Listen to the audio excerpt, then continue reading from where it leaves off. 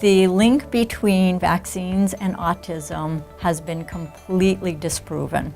There was one study, and only one, that showed a link specifically between measles, mumps, rubella, MMR, and autism. That study has been completely disproven. The lead author on that study, the doctor that led the study, in fact, lost his medical license in Great Britain because he falsified data for that study.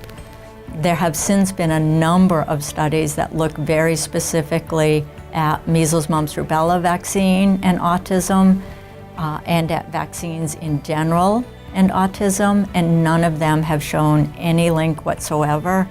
The newest study came out March 5th of 2019, looked at nearly 660,000 Danish children, and again found absolutely no link between MMR vaccine and autism, even in children who are at high risk because they had a sibling who had autism.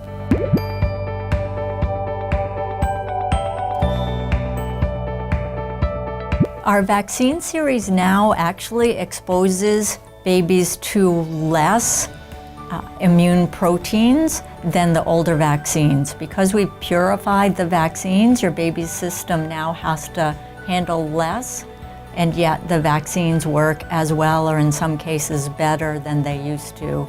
Our babies are remarkably able to handle many, many more infectious and immune proteins than what we give them in the vaccine system. So I have no concerns about that.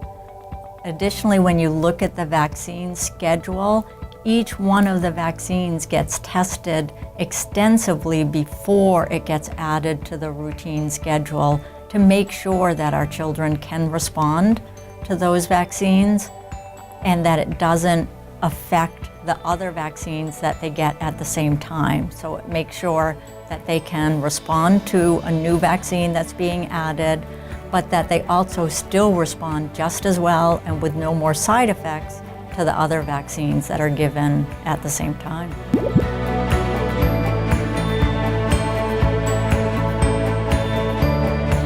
There are a few issues with that point.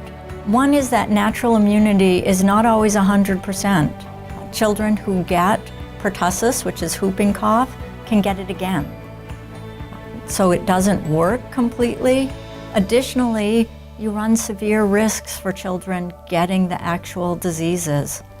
Chickenpox, measles, mumps, rubella, whooping cough can all be deadly diseases, even in otherwise healthy children.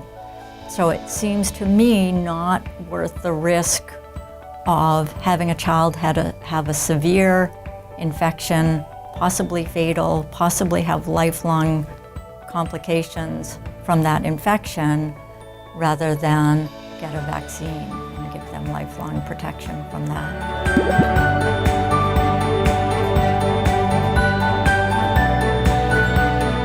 So some vaccines, not all, contain trace amounts of formaldehyde, aluminum, and mercury. Most of these are in less amounts than what your baby is exposed to anyway in natural life. For instance, aluminum occurs naturally in foods. A formula-fed baby gets more aluminum from their formula than from the entire vaccine series. Additionally, the mercury that's used in vaccines is actually a different chemical form than the mercury that we're exposed to from fatty fish and the like.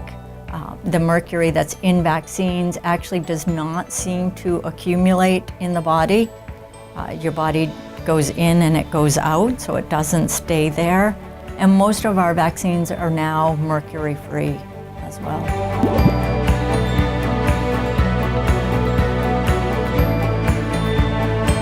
Better hygiene, better nutrition, better living conditions have absolutely made a huge difference for all of our risk for infectious disease.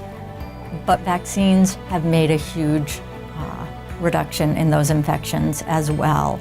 You can see it in things like the timing for when we introduced the Hib vaccine, which protects our babies against a bloodstream infection and a type of meningitis.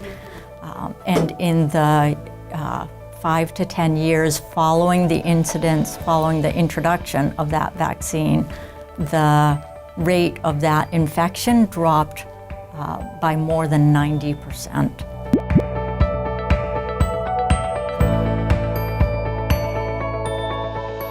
Boy, that's a big one, but the risk from the vaccine is actually much smaller than the risk from getting the actual illness. The measles, mumps, rubella vaccine, for instance, should you get measles, your child has a 1 in 500 risk of having a severe disease or possibly dying. Should you get the vaccine, your child has less than a 1 in a million risk of having a severe allergic reaction or other complications.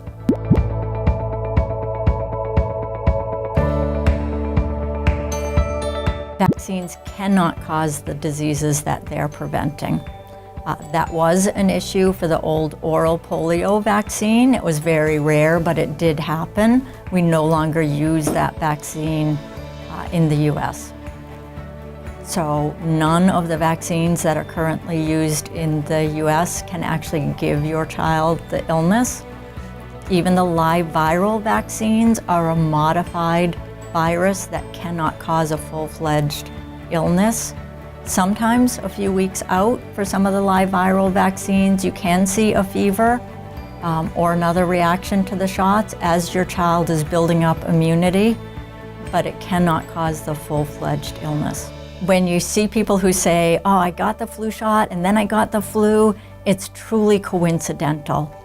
Especially the flu shot does not even have any live virus in it. It has proteins from the flu virus that when our body sees it attached to the actual virus, our bodies will fight it off, but it does not have any live influenza in there.